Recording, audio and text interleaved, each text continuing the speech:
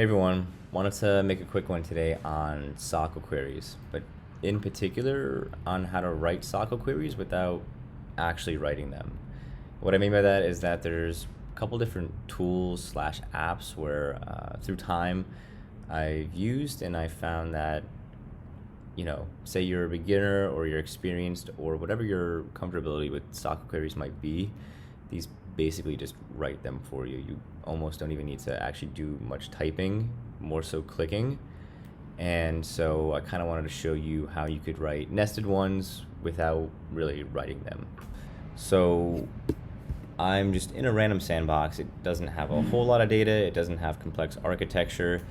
But I figure what I could show in this video is querying a top level object such as accounts and then looking down. So, looking at, say, contacts, looking at opportunities, and having a nested query to include, say, those three objects and potentially even more if you're writing like a super complex query. One of these tools that I use is called Salesforce Inspector. If you haven't heard of it, it's a Chrome extension, or it's an extension that can be used in a Chromium-based browser.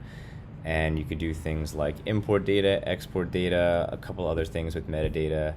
But for the purposes of this video, I wanted to show how it could make writing SOQL queries so much easier. So I'm gonna open the inspector and hit data export. It brings up a window similar to, say, like the developer console. I find that it's far less system intensive than the developer console. For some reason, if I have the dev console open for too long, it actually slows my computer down, especially if it has too many tabs open. The Salesforce Inspector is not clunky. It's super easy to use. So here I've got this export query window, and whether you kind of know what you're doing or you don't, it could really guide you to just writing your query for you. So for one example, let me just start by saying select, and this is how you would start out any SOQL query. You don't even have to put in fields yet, and then just do from. Why is it? And once you do from and you hit space, it'll start displaying basically every single object in Salesforce. If you hit that plus to the right and expand that list, you can definitely see every single object in Salesforce. And so this is just one example of how it could help guide you through. If you don't exactly know what to type, you could sort of just look through the list. It's alphabeticalized and find what you're looking for. Once again, this one will be relatively simple, but I'm looking for account. So as I start to type, it narrows down the list, which is nice, and then I end up seeing account as the very first option. If I click export, it's not going to do anything for me because, well, I didn't put any fields in here. I just said select from account. So I need to now start adding fields to my query for it to have results. So once I go back into the middle of the query and I go in between select and from, I'm now displayed every single field on my account object in the sandbox. So that's super convenient as well. If I didn't know API names or didn't feel like copying and pasting them, I literally just had the list right here, and I could start clicking, and it basically just does the query for you. One thing to know is that it automatically throws a comma after every field that you click. So the only reason I mention this is, well, actually for two reasons. It's super convenient because you don't have to worry about manually typing that, but also your very last field, if you attempted to click export, you're just gonna get an error because there's a comma and nothing after it. You have to make sure that you delete that very last comma from the last field before from, so that you can get your results. And as simple as that, I technically just wrote a SOQL query without really doing anything. I typed the word select and I typed the word from, and everything else I just clicked the field names or API names that it displayed for me. So far I hope you were able to follow along with that. Now let's make this a little more complex and go for a nested query. So I'm going to add a couple of lines, and I find that when you kind of format it nicely, it makes it a lot easier to understand. And in this example, I'm going to shoot for querying, let's just say once again, contacts and opportunities, both of which are child objects of accounts. What you would end up doing, and actually I need to put this from not here, but preferably here. What you would do to make a nested query and include a child one is on your last field from the parent object, throw in a comma, and then below that, open up a set of parentheses. And once you open up that set of parentheses, you're essentially going to do the same thing. You're going to repeat these same steps. You're going to start by typing out select, type in from, and once again, here I've got every object in Salesforce. Now, just because it's showing me every object at the moment doesn't mean that it'll actually work in this query. You have to make sure that what you're querying from is a direct child to account. And I'm going to talk in a little bit about what I mean by direct child, but let's go for contacts. And now we've got contacts. I could actually close this subquery, and once again, in between select and from, I could just start clicking fields, and it just does it for me. So that's the first subquery. You don't even need to put a comma after this. You just end up clicking export. And so I just got an error. Why is that? That's because even though contact is a direct child of account, I actually have to change this child relationship, or at least the wording of it, for the query to understand where I want to go from here. And to make that a little more understandable, I would say what you should do is go to setup, navigate to that child object that you're trying to write the subquery for. If it's standard, just search it. I'm usually in the classic view in setup. So I'm going to go to contacts, fields, and then navigate to the field that looks up to your parent object. Simply put, I'm looking up to account, so I'm going to click that. And what you're looking for here is child relationship name. And so right here it says contacts, contact plural. All I have to do is put that in here like so. Now I've got the correct nomenclature for this child relationship. Let's do the same thing, but for opportunities. Select from huge list of objects. Let's go with opportunity. Close out my parentheses. And I think I forgot a comma here, which is necessary. Sometimes it doesn't do the suggested fields or objects. I'm not quite sure how to get it to become responsive again.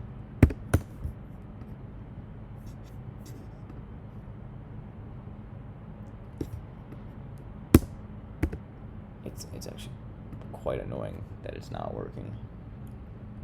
Well, as you can see, it's throwing me the same error as before, so same kind of deal. I have to change this wording from opportunity to opportunity.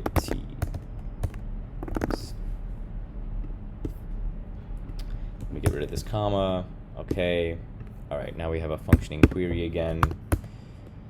And pretty annoying, it's not suggesting fields anymore. And it has to do with, for some reason, the fact that I have the child relationship for contacts here. It appears that since I restored it back to contact, it's now responding to opportunities. So if it's not perfect, it's a little finicky. If you needed it to suggest the field names, just change wherever maybe it's focusing on, and then change it back. So I'm going to change this back to contacts when I'm done. I'm going to throw in some random fields. Okay. Actually, I don't want that one. And then one more random field.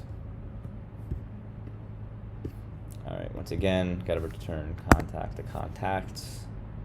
And what do you know? We still have a functioning nested SOQL query with technically 3 objects: account, contact, and opportunities. One more thing I want to show is for custom objects. It's essentially the same ordeal. I've got a custom object in my org called project. Project looks up to account. So let me do one more in here. Select from project. I will underscore C.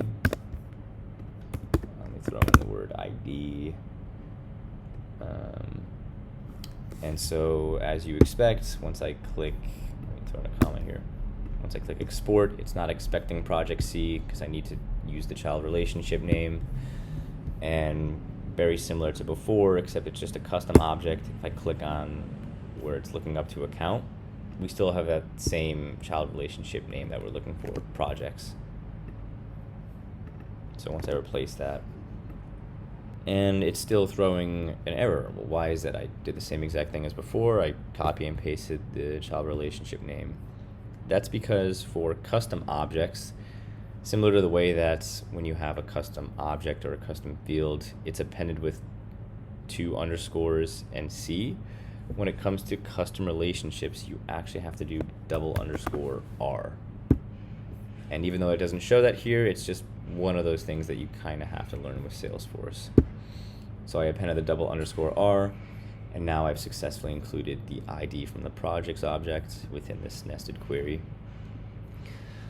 So that was just a quick overview on, doing some, I suppose, simple or maybe intermediate nested queries using this tool, which I feel like makes it a ton easier. One other tool I wanted to show you is dataloader.io. This is a third-party data loading tool. It's just a website in the cloud, and it's free for 10,000 rows a month. But an extremely useful feature is that it also basically can just write SOQL queries for you. So if I go to new task, export, I'm given a very clean view of every single object in my Salesforce instance. So say I wanted to, start with opportunities. I can start searching it, click it, and click next. And now on the left, when I'm presented with a list of fields, I have an extremely visual view of how opportunity is related to, say, other objects like campaign or price books or accounts. And if I start expanding these lists and clicking random fields, I'm actually technically able to write a multi-level query without even doing anything. This just literally gave me a SOQL query, no questions asked. You could just copy and paste this, put it in your Apex, put it in your Congo queries, wherever you're using it, and it's as simple as that. And also I found that this website in particular was really useful when I was dealing with an org with a really complex architecture. I was trying to traverse through several different objects, and at times I was getting confused. I was drawing out ERDs, and I was having a hard time understanding where I could access what. So when I opened up dataloader.io, it gives you that more visual and click-based interface where, say, you really are having a hard time grasping. The schema builder in Salesforce, I think, is garbage. It hasn't been updated in years. This is almost like using the schema builder, but extremely easy. So yeah, I hope you find this tool useful as well. One more thing I wanted to mention is that, so back to my original query where I'm starting with account, I'm looking down at opportunities, contacts, and projects. Say, projects had a child object, maybe another custom object. You're unable to look down more than one level in SOQL queries. So, if I wanted to potentially open this up and do another set of parentheses and try to access that, it's not going to work. It's not possible. There's really not a workaround. You cannot look down more than one level in SOQL queries. But something you should know, and that's really useful, is that you could look up, if I'm not mistaken, as many levels as you want.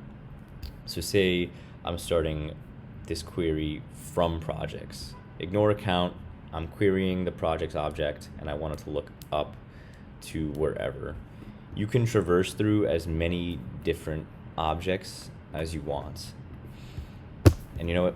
why don't we just dive into that? I'm going to do a new query, select from project C. And so since I'm starting from project and I'm not looking down to it, I would actually just keep it as is, project C. Once again, I'm getting an error because I didn't actually do any fields. Let's throw an ID. All right, and the query worked. I just don't have any data in this sandbox really. So now we've got ID from project C. You know what, I'm gonna have to create one actually if I want this to work.